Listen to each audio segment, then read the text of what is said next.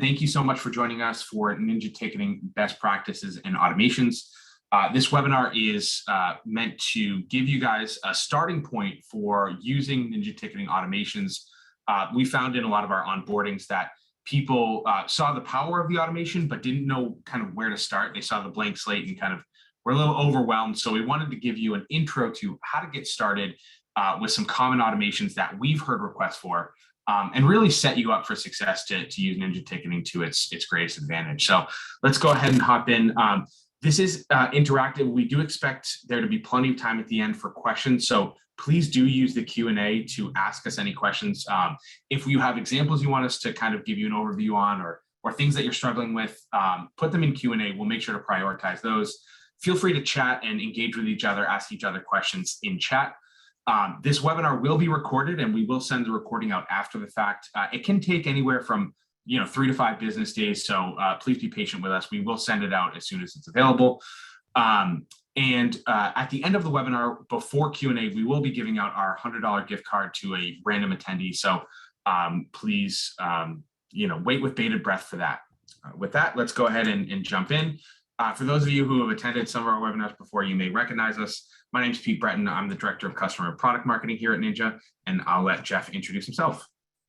Hello, everybody. My name is Jeff Hunter. I am the lead sales engineer on the MSP side here at Ninja One.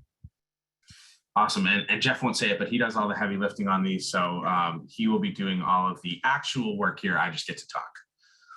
I'm going to go ahead and hop in.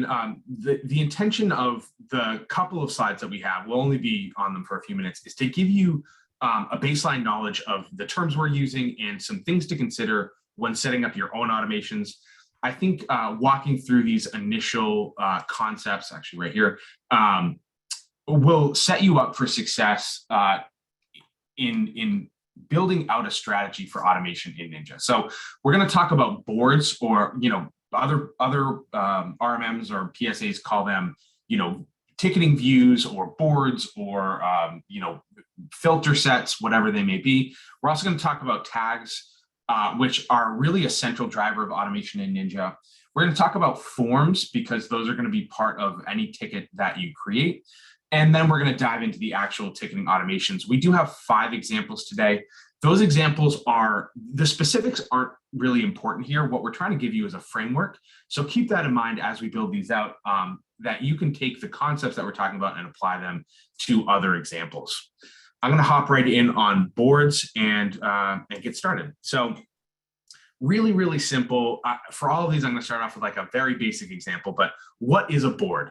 A board is just a pre-filtered view of tickets with certain permissions attached to it. So only the right people see the right tickets. Pretty simple, right? Tickets are used as a routing mechanism to get the right tickets to the right technicians, and in some situations to restrict sensitive information. Most of the time that restriction of sensitive information isn't as important as it is to get the tickets that people should be focusing on to the right people. So you might have like a tier 1, tier 2, tier 3 set of boards. You may have given boards tied to particular expertise sets. So you might have a networking board or a backup and recovery board, or an on-site project planning board. You might have different boards for escalation statuses or urgencies or working at night, and even at more advanced levels for different approval processes. A couple of the big things to consider when you're setting up boards is that balancing sort of segmentation and the sheer number of boards is really important. The more boards you have, the more difficult it can be to manage, and kind of tickets could get lost in the process. So you do want to balance the right number of boards with kind of the different use cases. A lot of that will probably be driven by how your team is set up and what your escalation process looks like. So you want to sit down and kind of consider all of the aspects of how your business is set up, what your processes look like, and kind of how you want to route tickets before you start investing in setting up lots of boards. So I think that's it on all I have here on boards here. The last is just to consider permission sets. With the new role-based access controls, you do have the ability to assign different permissions to different technicians so that they have access to different boards. If you have sensitive information that you don't want certain groups to reach, or if you have different types of tickets that are only applicable to certain technicians, you also do want to consider access permissions when you're setting up boards. The second concept to talk about here is tags. Jeff is going to use tags really heavily in this webinar, and so it's something you definitely should be familiar with. A concept you should be familiar with. Tags are essentially just labels that help you identify the contents of a ticket or add additional context to a ticket for later reference. And again, we are going to use those as a central driver of automation and routing. There are other ways to route tickets and leverage automation, but I think our view is tags are probably the most powerful and flexible way to do that. Some things to consider when you're looking at tags. Again, too many tags can become problematic quickly. You may want to create sort of a tag structure for automation, and then a separate set of tags for technicians to use. You can see, or you will see in this webinar, that Jeff is using sort of a system tag on tags that are created via automation, and then technicians can kind of use whatever they want. You do want to standardize whenever possible, urgent versus urgent. You want to avoid those typos. You want to avoid having too many different types so that you can use them effectively in automation. If not, you're going to have to add, urgent and then all the different spelling errors and that sort of thing, and a high priority maybe as a tag. You want to stick with a small number of highly relevant and impactful tags. And then you may want to think about how you can set it up. Do you want flat versus hierarchical tags? Flat might be each tag is completely unrelated to each other, and each tag does its own thing, versus hierarchical. You might have, tiering and priority, and oops, gonna get yelled at for not turning my phone off. You may want to have relational tags as well. It's entirely up to you, but you want to think that stuff out before you start really investing in your tag structure. Example tag setups that you might want to look at, again, those different system generated versus technician generated tags are definitely something to think about. You'll probably want to have different tags for different topics like backup or servers or networking, whatever it may be. And then you may also want to have workflow tags. Like you see here, we have our tier 3 tag and our urgent tag. Those are going to drive different workflows. All right. Our third concept here is forms. Forms are just custom fields to collect specific information on a ticket. So they're a structured set of custom fields, I guess is a better way to put it. That's helpful because when a ticket comes in with for a particular topic or a particular workflow, you may want to enforce that we need specific information for the technician to respond to that ticket effectively. A really good example of that, the image on the left here, is what potentially a procurement or new user setup form might look like. So when a new user comes in, we want to know what hardware they want. If they're getting a laptop, we want to know what OS they're interested in. We may have a list of preset laptops that they can choose from. We want to know who to assign it to and when it's delivered.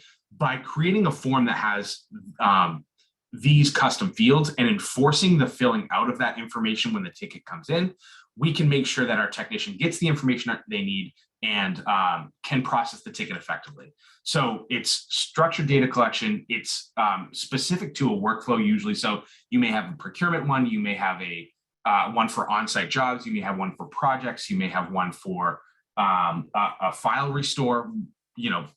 Each of those could require different data that you need as the technician to get the ticket done, and help enforce that both from the end user who's submitting it and also for the technician if they're on the phone with someone, making sure they get the right information. It does significantly improve communication efficiency, and if you're using it correctly, it can make your help desk a lot faster.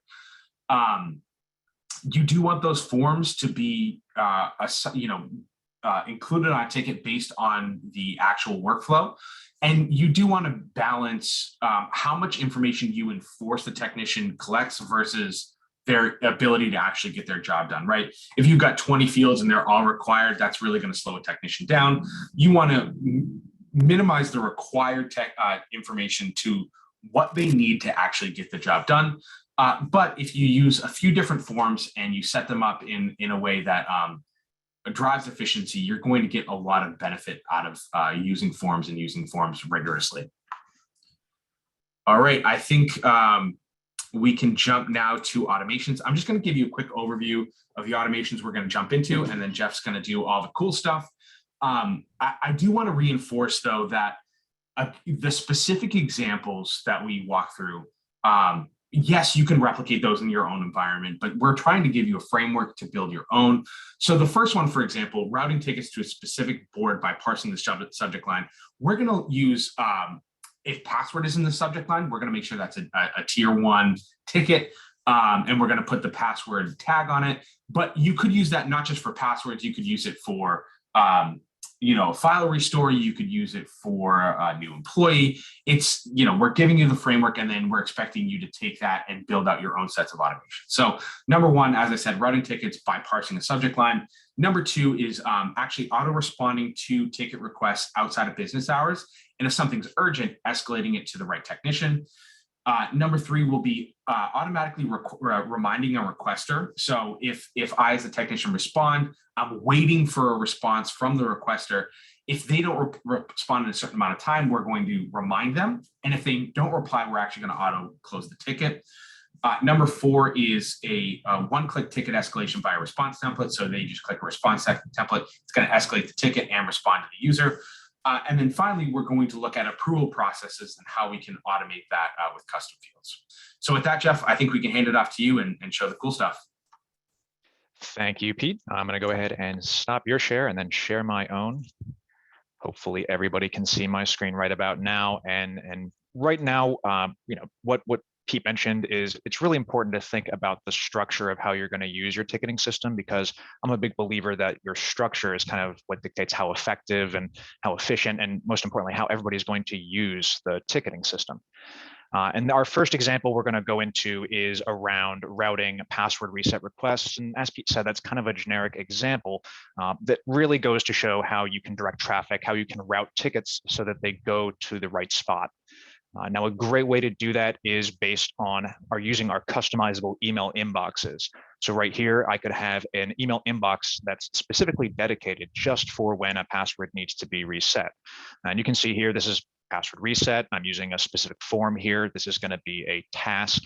It's not going to be a problem or a question. It's just a task that needs to be completed. We've got a fairly low level priority and severity on here, but then I'm also auto tagging anything that comes into this system. And you can see here, I'm tagging it with a tier 1 tag for being a low level priority ticket, going to our tier 1 technicians. And then we also have a password reset tag that's automatically being assigned. And this lets us know that this is intended to be a password reset. And another way we can keep track of that using our tagging system and make sure we route this ticket appropriately. Now, if you're using an external email address, you can see here the ability to auto forward from your external email address into Ninja. We just need to know what that forwarding email is so that we can whitelist it within our system. Now, that's a great way to ensure that everybody is any password resets are being captured, but not everybody is going to use the right email. Some people get set in their mind that there's only one email to email into for support. So maybe they're emailing into just the generic support at rmmservice.com here. So a way that we can use automation to capture what might fall through the cracks in terms of users maybe not using the proper procedures is an example we can see right here, parsing our subject line for the password. So this is an ability from within Ninja to parse the subject line here. You can see we're looking for just anything that has password inside of that. And we're also using this as a condition for if the ticket has been created. And you can see here the ability to make it so that all conditions are going to be met. That would be kind of a logical and operator, or we could do just if any of the conditions are met, which would be a logical or operator.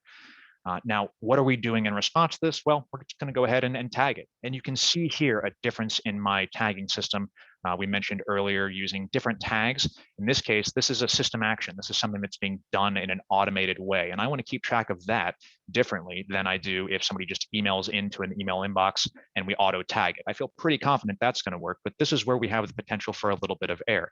Not every ticket that comes in that has password is going to be applicable to be a password reset. It might be a different issue.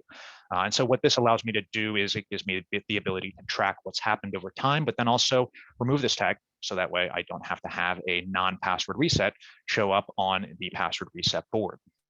Now, this is really about directing traffic. How do we get to where we need to go? And where we're going in this particular case is going to be a board. So if I come into my board section here, you'll see that I've created a tier 1, tier 2, and tier 3 board. Tier 1 being my lowest level here. And in this case, I'm taking any tickets that are both low and minor. That's sort of irrespective of what we're talking about right now. That's just how this environment is set up. And then I'm saying if any of these conditions are met, if any of these tags are present, password reset, which is assigned whenever they email into the password reset email, or our parsing option, which is the system password reset. So that gives me the ability to go ahead and easily direct these tickets to the appropriate person, which in this case is going to be my low-level board. Now, again, Pete mentioned boards. We have the ability to make sure that only certain people are seeing certain boards. You might not want to have everybody see every board. If you're looking to direct traffic most efficiently, we can come in here into our roles. We can look at, say, an IT coordinator here, and they're only going to have access inside the ticketing system to a specific board here. Maybe I'll go ahead and scroll down here and give them access to just this tier 1 ticket board here. So that way they have the ability to see any tickets that are in this board, but they're not seeing anything that is intended for more experienced technicians who are dealing with more in-depth issues. Now, again, that's base functionality there of just a password reset and how we can direct traffic, but this could be applied to a variety of scenarios. It could be based on directing traffic for a new user onboarding, which Pete mentioned. In my own personal experience, generically we had tickets come in and then be routed based on region. There was a Northeast technician, a Southeast technician, a Midwest technician. However, there were exceptions that I wanted to make there. There were some issues that I wanted to come directly to me. So any issues where that had a LMS or library server or TMS inside of the subject line, I would just route those automatically to me because I knew I was going to be the most efficient person to deal with those particular issues. So again, building structure here, how can we direct traffic? Obviously, everybody's environment, what you're dealing with on the help desk level is going to be different. So it's important to think about this before we start building out the ticketing system.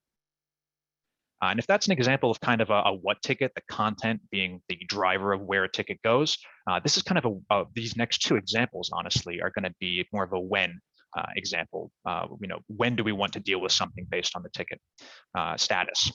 And a great example to start with a brand new ticket would be something gets submitted after hours. So within Ninja ticketing, you do have the ability to come down here and set customizable business hours. And in this case, you can see I'm pretty much 24/5 during the week, and then available on the weekends as well. But then if anything comes in after those hours, I want to make sure I'm dealing with it appropriately and being efficient with my communication back to the requester.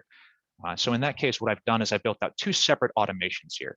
So the default, our base level here is going to be ticket gets created. If it's outside of business hours and urgent is not in the subject line, then we're going to go ahead and send them an automated message. We've added a tag here, our system after hours tag, again, keeping track of what is after hours by the system versus what is dictated by, say, a technician. And then here I am sending out an email. I'm sending it to both the requester. I'm sending it to anybody who's copied on this ticket. I'm just saying our ticket has been received and it's currently in the queue to be assigned to a technician. You can see here I can use placeholders, and placeholders are going to be a big factor in customizing your automation and making it feel personalized to your clients. You can see here all these aspects of the ticket ID, the subject line right here, the status, the type of ticket, even down to personal information like phone number, organization name, first and last name for both the requester as well as the assignee. We can all pull from those aspects of the ticket, those that's already inside the ticket, and refer to them automatically. So now we're not having to account for sort of a bunch of things that are individual. We're able to kind of create something that's one size fits all based on the variables that we're pulling here. So this is a great way this is our default response here if anybody is creating a ticket outside of business hours. But let's say there is urgent in the subject line. Maybe you've authorized some people to be able, so that if a ticket is created and it is outside of business hours, like this, we can go ahead and say, all right, urgent is in the subject line. We are then going to go ahead and take a different action. We're going to add an urgent tag here. Maybe then we're also going to send a notification to my ticketing after hours email distribution list. I might also send this as an SMS message out in case this needs to be taken care of immediately. So again, we could also go ahead and create a board here that looks for anything that's urgent and puts it inside that board so everybody has visibility on when that urgent ticket needs to be dealt with. So again, this is a kind of I'll actually go ahead and save that.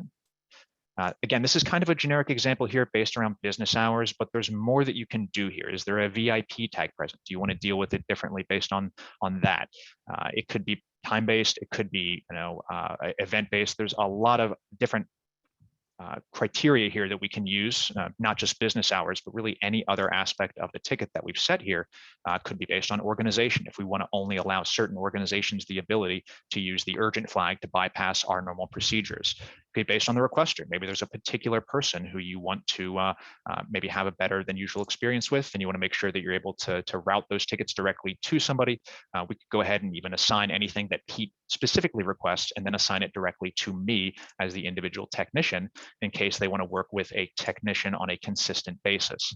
So a lot of different applications here, not just based on business hours, but really any other aspect of the ticket that you're able to automatically respond to, automatically tag, and then modify pretty much any aspect of the ticket so that you can route it to the appropriate people. So if that's an example of a brand new ticket right there, let's go ahead and talk about an older ticket, or maybe more precisely, kind of a stagnant ticket, a ticket that is languishing. It's not being dealt with as quickly as we'd like to. Maybe the requester is not being responsive. And so here we can kind of automate our changes in status of the ticket. We have our new tickets, open, waiting tickets. How do we move them along that path? How do we move them along through time? And what we can do here is take a ticket that's currently open and it's been more than 24 hours since a customer has responded, and they are eligible to be responded to automatically using a system response eligible tag. I can then go ahead and move this into a waiting response here. Now, again, this is a tag that I'm using essentially as a safety or an on-off switch. I might not want everybody to have the ability to respond automatically, or I don't want to respond automatically to every single person. Some people, I want to go ahead and say, well, we're waiting here, but there's other factors, there's other things that we need to check in on. The normal waiting time, we don't want to go ahead and time this out. So we'll go ahead and remove that system response eligible tag and leave that ticket open for a little bit longer. Now, right there, that was just tickets that are currently open. And so what we've done is create a second automation, again, with the system response eligible tag that says if it's been more than 24 hours since it's been in waiting and more than 24 hours since a customer last responded, if all of these conditions are met, then we're going to go ahead and gently remind them, okay, we're going to go ahead and say, this is a friendly reminder that we're waiting on a response from you. Again, note the use of all of our placeholders. I've got a reminder here at the very front of the subject line, but then otherwise I'm including the rest of my subject line, referring to the requester by their first name here, letting them know what the ticket ID is. Again, just providing some of that basic information as a reminder. And then lastly, you'll see here, I'm removing the system response eligible tag. I don't want to continuously remind them over and over again. I want to remind them every single hour that this is still in effect here. I'm removing that system response eligible tag so that way I don't continuously bug them saying, hey, it's been 26 hours, 27 hours since this is in a waiting state. I don't want to bother them too much. I just want to make sure that they are aware that we still require information from them in order to successfully complete the ticket. Now, if they're not responding at this point, we can go into our changing from waiting to resolved. And this is after 5 days, 120 hours, if they are still in a waiting status and the ticket has not been modified in those preceding 5 days, then I'm going to go ahead and I'm going to automatically mark the ticket as resolved. And I've let them know, hey, we haven't heard from you. We're going to go ahead and mark this ticket as resolved. Now, within Ninja Ticketing, you can configure how long it takes for a ticket that's been marked as resolved to officially close. That gives you a grace period so that if we send them this message and all of a sudden they say, oh, well, my issue is not fixed. I need to make sure that we address this. when they respond back into a ticket, as long as it hasn't officially been closed yet, we'll go ahead and set the status back to open so it can continue to be dealt with. So when somebody does respond, that essentially will reset everything that we've seen so far in terms of moving them from an open status into a waiting status, and then finally into a resolved status. Hey, Jeff. We have a question that's appropriate for this period. Justin Graves asks, would a technician need to add the system response eligible tag manually here? Like, how would you use that process, or would you automate it, or what? That's a really great question. And it would depend on your environment and how you want to route tickets. But what I would do is I would have a ticket created automation that essentially pre-assigns all the tags that I want every single ticket to have. And in my specific example here, and in my experience, the system response eligible tag would be automatically assigned, and I would only remove that for specific people, or I'd only remove it for specific tickets, so that I'm taking them out of the regular automation system and maybe putting them into a new one. So that's kind of my philosophy on that. It really depends on what you want your default to be. Do you want to respond by default with a lot of these system automations, which I imagine most people on this call probably do? And then if you don't, then yeah, you would go ahead and not make that something that gets assigned by default. You could have it be something that the technician manually assigns, and we'll go over how you can have technicians easily assign tags in bulk using our one-touch automations in honestly this next example. So Pete, I think that covered it. Anything? Yeah, I was just going to say thank you. That was a really good explanation. So we'll go ahead and move on to our next example here. And so far, what we've been dealing with in terms of our automations has been event and time-based automations. You can see all these types right here. It's all based on the time since something has occurred. It's all based on a specific action occurring. And now we're going to move into response templates, which goes ahead and it takes it into the actual ticket itself. Response templates are essentially one-touch actions. You go ahead, you have a response template. I always say it's your frequently used answers in response to frequently asked questions. You can go ahead and build all of those in as response templates, and the response templates allow you to respond with pre-filled out text. You can use those placeholders I mentioned earlier, so that every, we pull different criteria from within the ticket automatically, so it doesn't have to be manually typed out. And we can also automatically assign tags. So if I come in here, I have a response template set up to escalate to tier 2. So now this is intended to be used by tier 1 technicians who've said, okay, this is not a ticket that I'm able to help with. I want to go ahead and escalate it. So right from within the ticket, with just the click of a button, they can go ahead and choose to escalate to tier 2. That then removes the tier 1 tag, so it will disappear from the tier 1 board. It adds in the tier 2 tag, and it also adds in the escalate tag. Now I've added in the escalate tag as essentially another safety, if you will. Maybe the escalate tag then puts it onto another board so that the team lead for tier 1 can review, confirm that this is an action they do want to take. This ticket does need to be escalated. If it's not, they can undo that escalation, take it off the tier 2 board and put it back into tier 1. You can also build out automations here based around notifying the end user or the requester here that their ticket is going to be escalated. And finally, we are adding in a comment here into the ticket as a private note. You can do both public responses, which are going to go to everybody who's the requester, anybody who's copied on the ticket, or a private note where you have to be a Ninja technician. And in this particular case, I'm putting a private note for auditing, tracking purposes.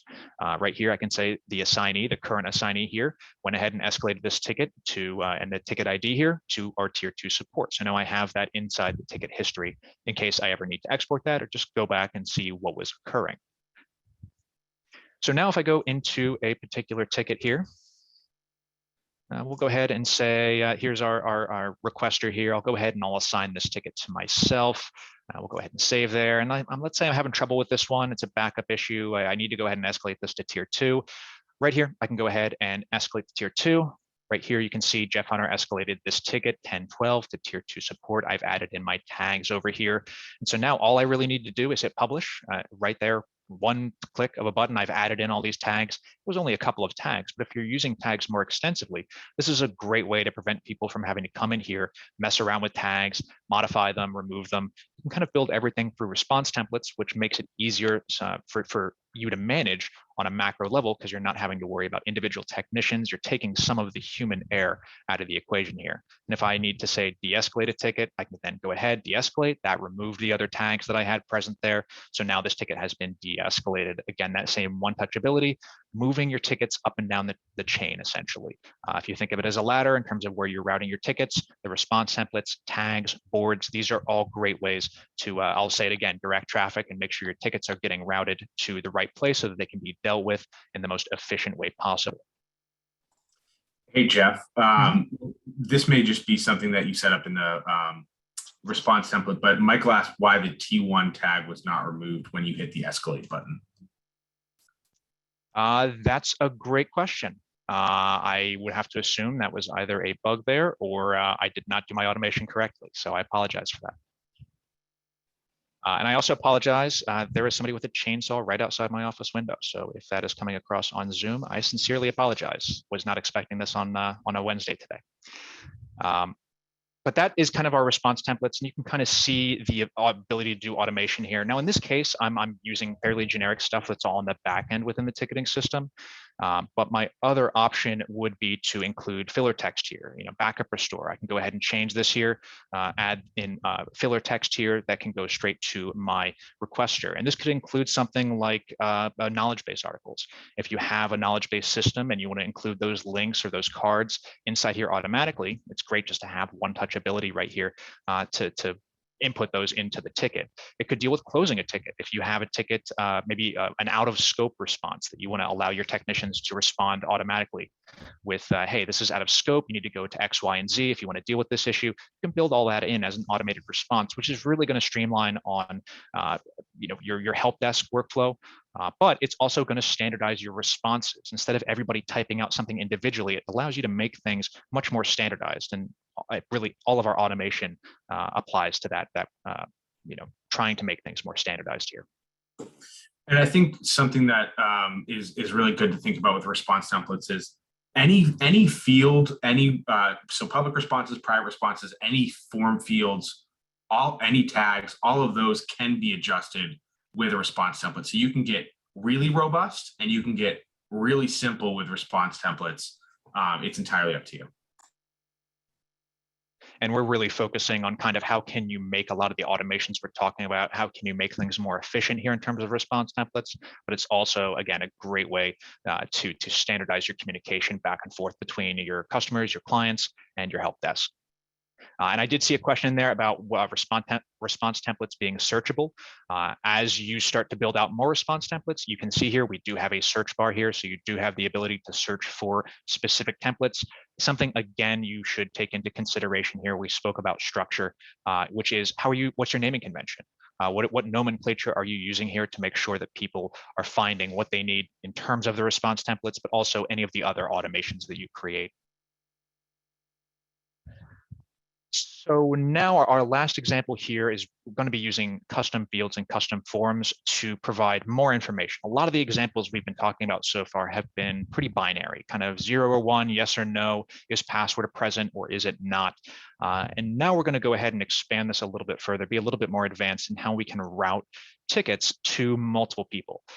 So if I come into another ticket here, I have a new employee being onboarded, a lot of extensive custom fields here, name, title, onboarding date, but then also the department here.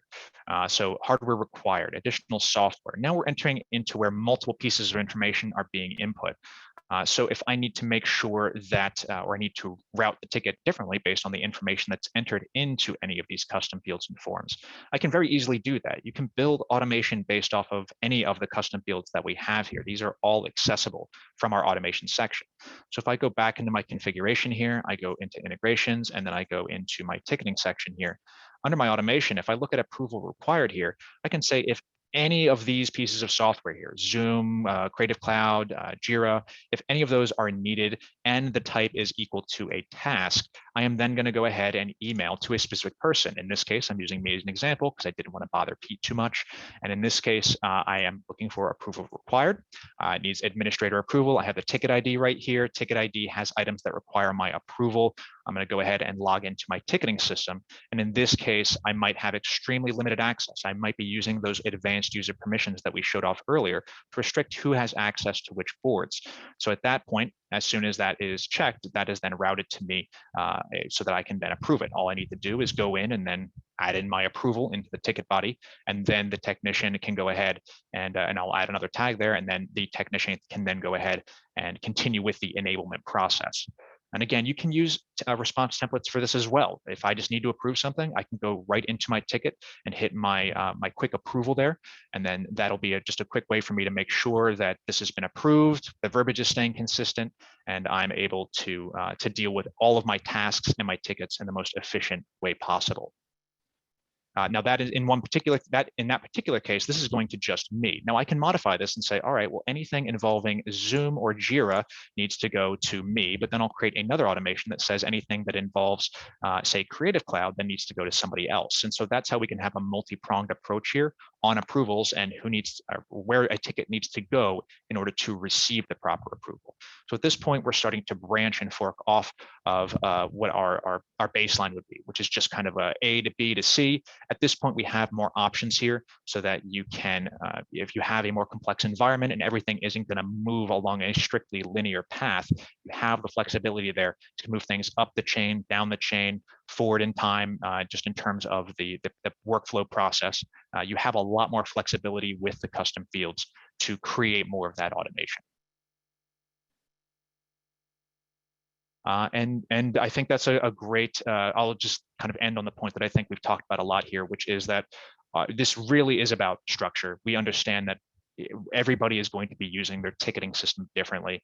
There's obviously always going to be constants, but there are going to be a lot of things that are going to differ from everybody's environment.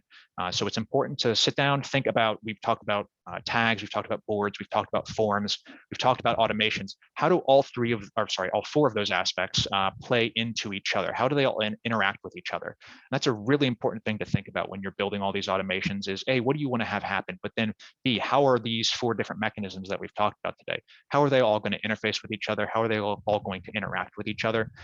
Taking a little bit of time here to kind of think about that structure, I think really is going to go a long, long way towards setting your ticketing system up for success through Ninja. Fantastic job, Jeff. Thank you so much. Before we get to Q&A, and I do see we have a ton of questions, I want to bring Christine Nelson on. She's our marketing coordinator to give out our $100 gift card. And I think I got your title wrong, Christine.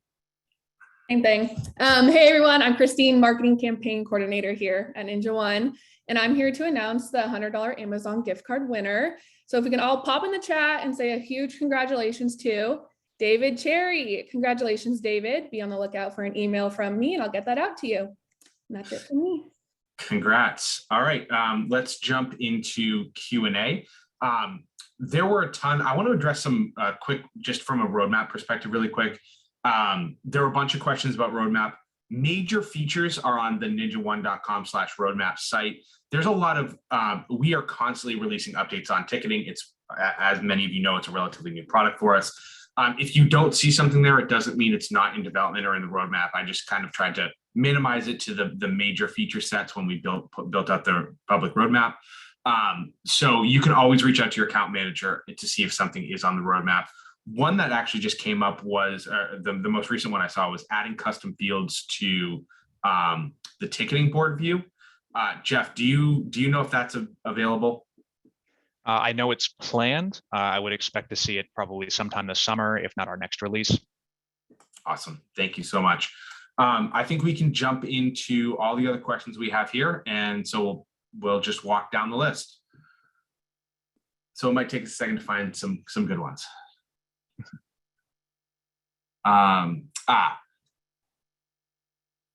Domain management. So we have an issue where emails that are forwarded from our in-house IT support address into our Ninja support email address, those for some reason those mails don't raise tickets. Any suggestions for this? I think you have an answer for that, Jeff. Yeah, one thing I would just recommend double checking here is whenever you create your email inboxes here, you have to have at least one. And so if you are forwarding in, I would recommend having your email, actually it's required, having the originating email whitelisted here as the forwarding address. So if everybody is submitting tickets to support@ninjarmm.com, I would want to make sure, and then that email address is then forwarding into my Ninja ticketing address of support@rmmservice.com. I need to whitelist that so that it successfully gets converted from a forwarded email, which we would otherwise ignore, into an actual ticket. And that also helps with making sure that we represent the originator of the email. Not, every ticket is just associated with your support email address. You want to have it use the actual originator email address that you're forwarding in. So this is what I would recommend checking here. But if you do have this in place and you're still experiencing issues like that, absolutely, please contact our support team so that we can get that addressed.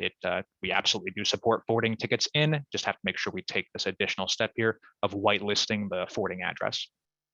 Yeah, and Justin gave us a quick pro tip here is that you have to hit tab on that support@ninjarmm.com before you hit save, or we just ignore it for whatever reason. So you got to make sure it turns into that gray box before you hit save. Right. If I just hit save here, it's not going to do anything. Awesome. All right, so let's go on to the next one here.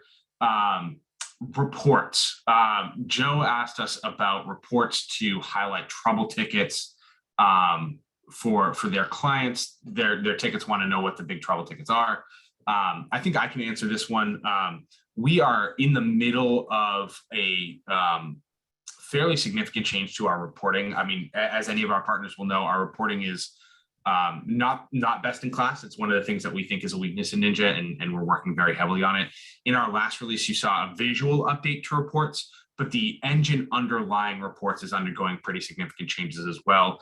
Joe, I would expect not until that project is kind of completed would we see a significant number of new Ninja ticketing reports, but we do know that we need to build out new Ninja ticketing reports and make those available to you. So I don't have a timeline for the specific ask that you have, but know that we are making major changes to our reporting. Okay. Valentino wants to know what to do when an automation fails. Any ideas there, Jeff? I mean, I would always say we'd want to look into why that failed. So I'd always encourage you to open up a support ticket, but it's a good thing to look at tags here and basically look at all of your conditions and just make sure that all the conditions are being met and being assigned appropriately. The biggest issue I think you'll run into with any automation system, not just Ninja ticketing, but anything where you're doing automation, is conflicts. Where are you taking one automation that you think is doing something, but it's being interfered with by a different automation? For example, if we have something in place that automatically scans the subject line or scans the severity and priority and automatically assigns a tier 1 tag, right here, my action to go ahead and de-escalate this ticket by removing that tier 1 tag wouldn't work, because as soon as I remove the tier 1 tag, it would then get reassigned by conflicting automation. So that would be the very first thing I would check, is just look for any situation where there could be a potential breakdown or where one automation flow is potentially affecting another automation workflow. But other than that, if you do experience any issues with automation failing, we want to hear from you. Please contact us, and we're happy to take as long a look at that as you'd like us to. Awesome. The next question I think I can answer is from Faisal. How do you delete a tag that was created by mistake? You can't today, but in 5.3.2, if you check out our roadmap, a tag management is a feature that is coming out in 5.3.2 that will make deleting tags or creating tags, centrally managing tags easier. So you're going to have to wait till then to delete unnecessary tags. A follow-up question that is how to reassign tickets associated with a tag before or after deleting that tag. I don't know if I understand that. Could you just read that to me again? Yeah, how to reassign tickets associated with a tag before or after deleting that tag. Yeah, so if we come in here, we'll go ahead and see, all right, if a particular tag is present, we'll go ahead and just say it is the system after hours tag here.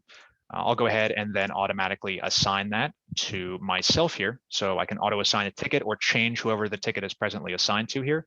And then I would just need to go ahead and remove that tag. So I can go ahead and remove my after hours tag.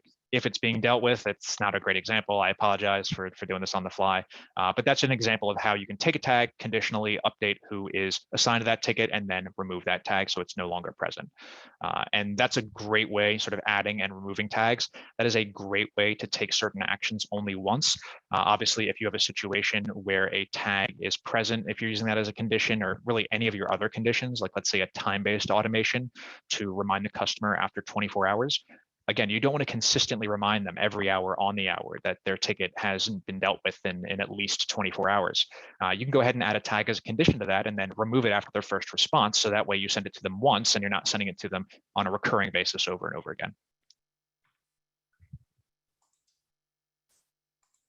Awesome. I am going to prep. Scott has a question coming up about end users. I'm going to prep for that. If you could take a look at another question, Jeff. Yeah, sure. Oh, I already answered that one. I did see a question here from David. Does Ninja Ticketing have anything like a customer survey? We don't currently have anything along those lines. But again, I would say that if you are using a third-party service that does allow you to do something like that, you can build those links into our automation here so that as a ticket is marked as resolved or closed, we can then go ahead and send them that survey link. And you could also incorporate that into a response template so that if you do need to send a survey as a part of an existing ticket before it officially closes, we could do it that way. We don't have anything built in.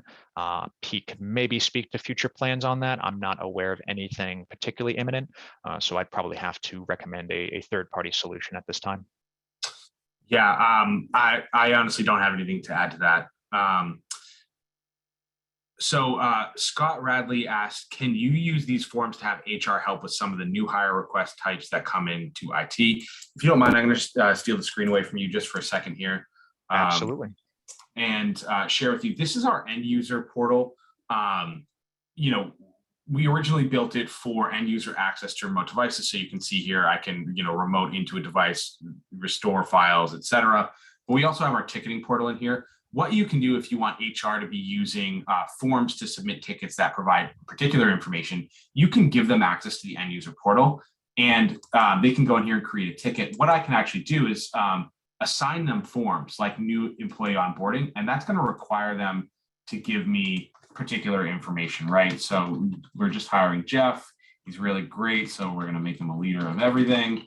And we're going to assign him all the different things, right? So when it's happening, the hardware required, and whatever applications I might want. So he also needs a laptop dock, etc. So hiring Jeff,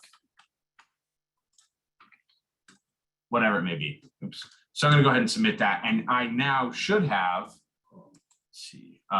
That ticket. It may take a second to jump in, but yeah, here we go. Hiring Jeff. You can see this form is assigned, so I have all this information in here. It's assigned to the HR person called Stephen, end user in this case, and I can go ahead and get started.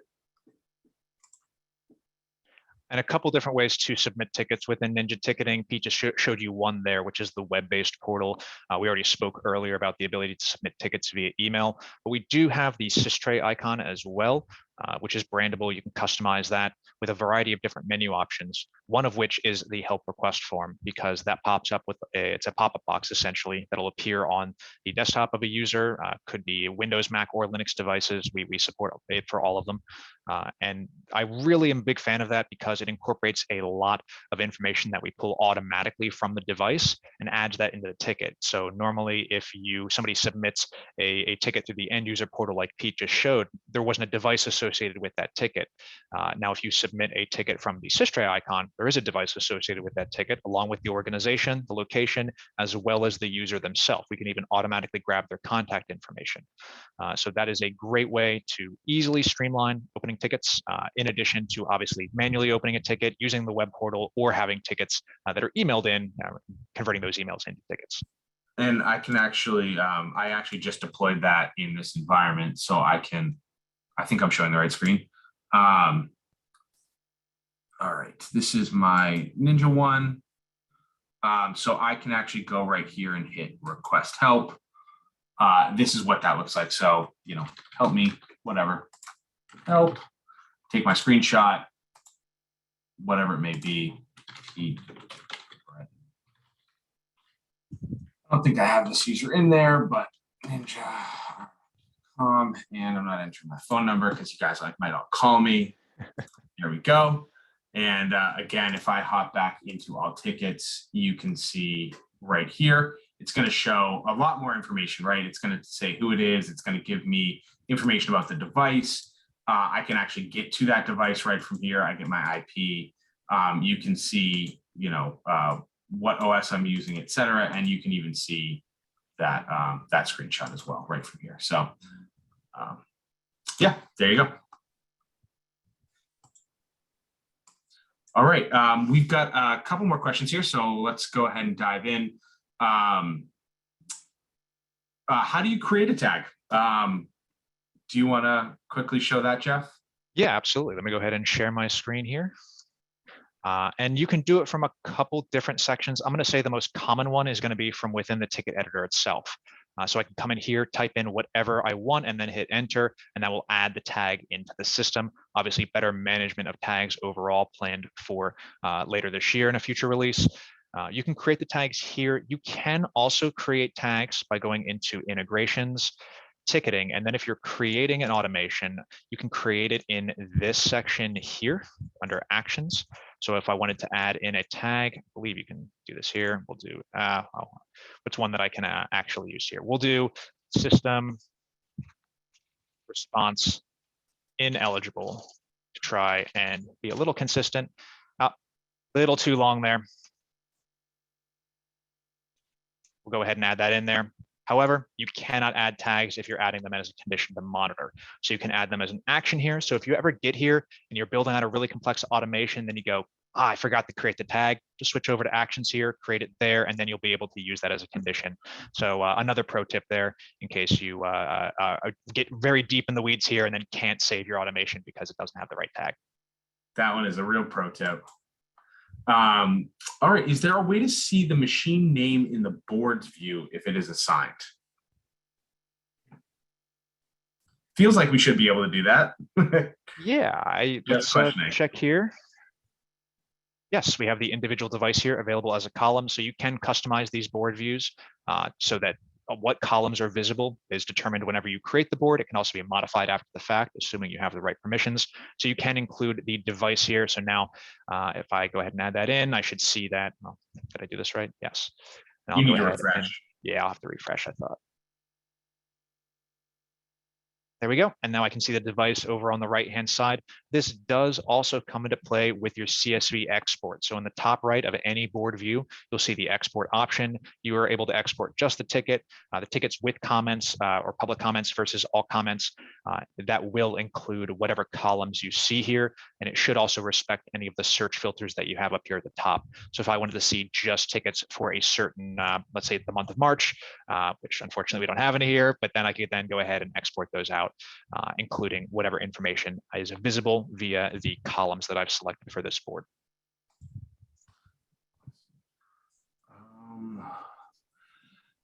Can an automation workflow be added to automatically assign location based on users? Good question. No, it cannot. Organization and location are really two aspects of the ticket that really can't be impacted by automation today. So there's no way to do that. My workaround is using location-based tags for different physical locations. My background prior to Ninja was I was director of technical services for a movie theater chain, and so each individual theater essentially I tracked by a tag, and so that was kind of my method for that particular workflow. This obviously predates Ninja ticketing, but that was kind of my workaround for a similar situation there. Awesome. I think we have time for just one more question. I realize that there are a lot of questions here that we may not have gotten to. We will share those with your account manager, and you can always reach out and ask your account manager as well. I think the last question I have here is, well, I actually see a good one here from Frank, who asks if we want a time-based automation to run only during business hours. Would the only way to do that be to add a tag and then set up another automation to look for that tag? No, I think you can actually do that based on whether you're inside or outside of business hours. You would just add that as a condition. So whatever your normal conditions would be for that automation, plus if it's within business hours, you could then dictate if it runs or not. Now, if it's a time-based one, that's going to be, if you exceed 24 hours, you would still want to take the step that we spoke about earlier, which is adding a tag so that it only triggers once.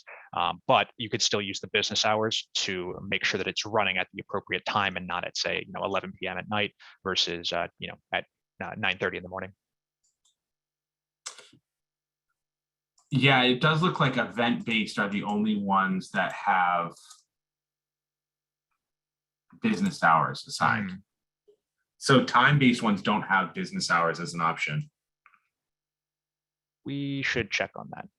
Yeah, that might just be an oversight on our side. That might just be something we need to add into time-based ones. Then in that case, Frank, for now, you are correct. You would have to do the tag and other automation.